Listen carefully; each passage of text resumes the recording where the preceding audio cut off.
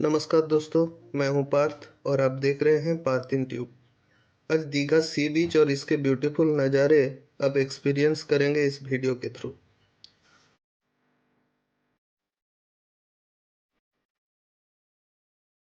और हम नेचर को एक्सप्लोर करने का मतलब नेचर में समय बिताना ही समझते हैं। सो इस वीडियो में आपको मैन मेड टूरिज्म एक्टिविटीज़ कम ही दिखेगी। सो बने रहिए एंड तक।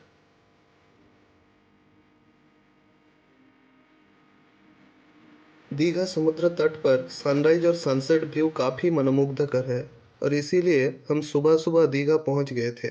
सूरज की पहली किरण के साथ समुद्र की लहरें हमें बुलाने लगी और दीघा की खूबसूरत वादी में हम खड़े हो गए।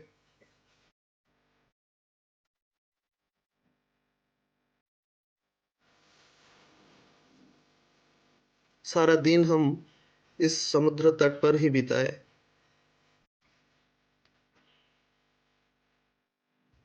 हाँ, ये सच है। Digha was discovered in the late 18th century by Britishers. John Frank Smith नाम के एक इंग्लिश बिजनेसमैन ने इसे डिस्कवर किया था। तब वेस्ट बंगाल के chief minister doctor Bidhan Chandra Roy हुआ करते थे। Snaith convinced the chief minister of west Bengal doctor BC Roy to develop Digha as a beach resort.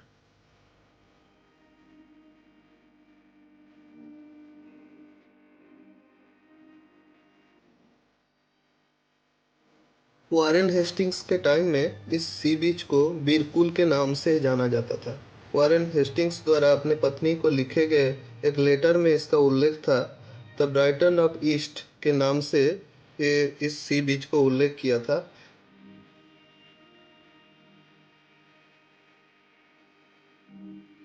Brighton जो कि एक इंग्लैंड में स्थित सी बीच है, बहुत ही खूबसूरत सी बीच है, और इसके साथ ही दीघा सी बीच को तुलना किए थे उस लेटर में।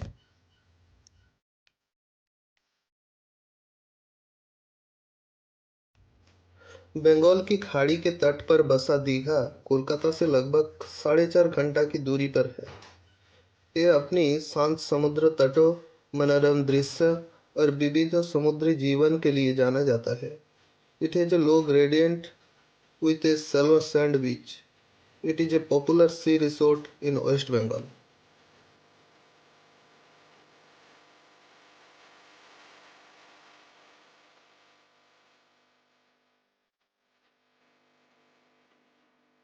दूर दूर से बहुत लोग आते हैं इस सी रिसोर्ट को एक्सप्लोर करने के लिए।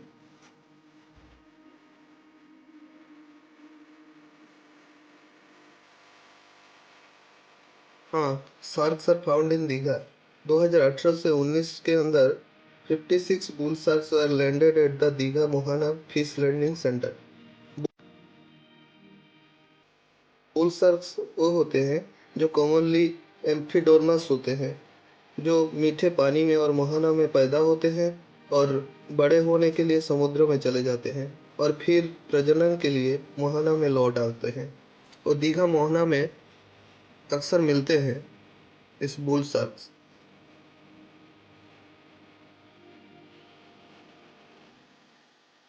एक बार दीघा के तट पर एक जायंट फिश पकड़ी गई थी जो 8 फीट लंबा और 5 फीट चौड़ा था। एक हाथी के कान के जैसे दिख रहा था वो फिश। और एक बार 2003 में एक 22 फीट लंबा व्हेल शार्क भी पकड़ी गई थी।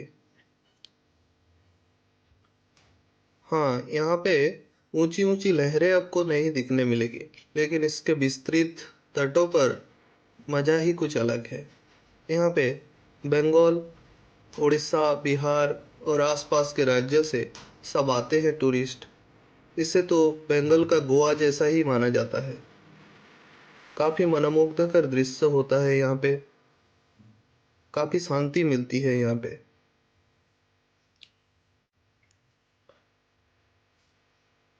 हम जब यहाँ पहुँचे थे, यहाँ हाई टाइड चल रहा था, ज्वार के टाइम था, पानी बढ़ रहा था। इसलिए हम समुंदर में नहीं उतर पाए, ऊपर ही बैठे रहे। फिर वेट करने लगे। हाँ, 11 साढ़े 11 बजे तक धीरे धीरे टाइड नीचे उतरने लगा। फिर हम खूब नहाए, खूब मज़ा किए उस लहरों में। यहाँ आप बहुत कुछ टाइप का मजा कर सकते हैं।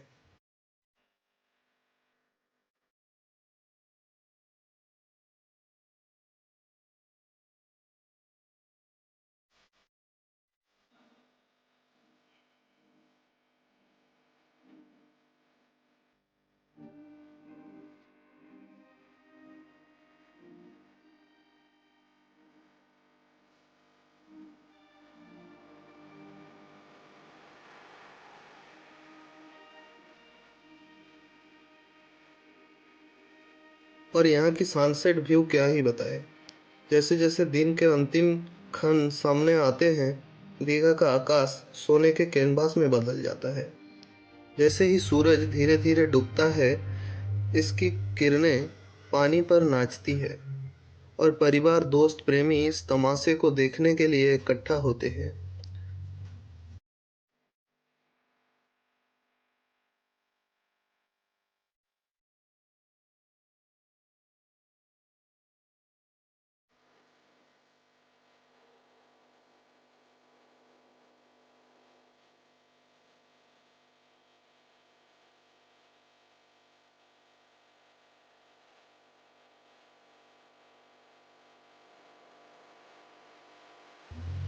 और जैसे ही दिन ढल जाती है, जैसे ही सूरज समुद्र में डूबता है, आसमान जीवंत रंगों से रंग जाता है और फिर रात ढलती है और दीघा को एक नरम अलौकिक चमक में लपेटती है।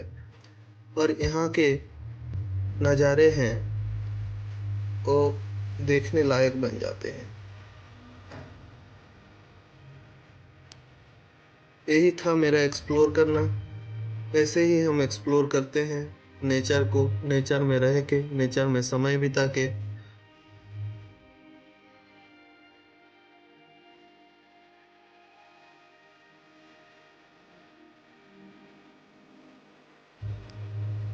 सो आई होप आपको ऐसे वीडियो आगे देखने के लिए इस चैनल को सब्सक्राइब करना चाहिए। और यहाँ पे एक चीज़ है, चंद्रेश्वर टेम्पल, जो दीघा से 5 किलोमीटर की दूरी पर है। वो एक्चुअली उड़ीसा राज्य के बालासोर डिस्ट्रिक्ट के अंडर आ जाता है। इस टेम्पल बहुत ही भव्य टेम्पल है। शिव जी के मंदिर है ये। तो यहाँ पे आप आ सकते हैं, सुबह सुबह आ सकते हैं। बहुत ही अच्छा टेम्पल है। और यहाँ पे एक साइड में तालाब है जो कि बहुत ही पुण्य माना जाता है, वहाँ का पुण्य स्नान माना जाता है। यहाँ आप आ सकते हैं। इस टेम्पल का भव्यता बहुत ही मधुर है। इसके कोई डॉक्यूमेंटेड डेट नहीं है कब स्थापित हुआ था, लेकिन लोक कथा और चित्रलेख के अनुसार ये मध्यकाल में स्थापित हुआ था ये टेम्पल। सो इस टेम्पल का भी एक नज़ारा हम आपको दिखा रहे हैं। और थैंक यू सो मच। इस वीडियो यही तक था बस।